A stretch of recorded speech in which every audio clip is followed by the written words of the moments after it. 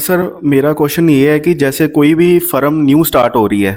और हम भी जैसे अभी सीख रहे हैं और न्यूली अकाउंटेंट बन रहे हैं, ठीक है। तो सबसे पहली चीज आती है कि हमें बिजी का कौन सा वर्जन लेना है।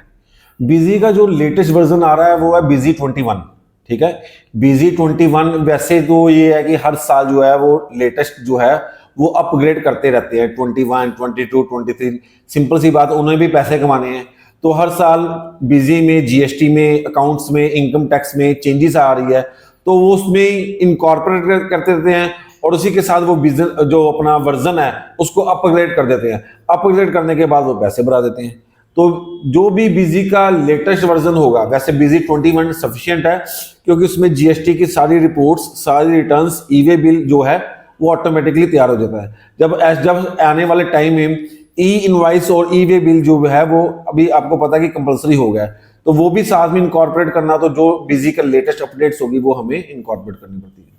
और सर मेरा दूसरा क्वेश्चन ये है कि जैसे हम जीएसटी में पढ़ रहे थे कि जो फर्म न्यूली आई है वो जीएसटी रजिस्टर्ड नहीं है, तो उस केस में जब हम उसकी कंपनी क्रिएट करते हैं बिजी में जाके, तो फिर हम उसको जीएसटी में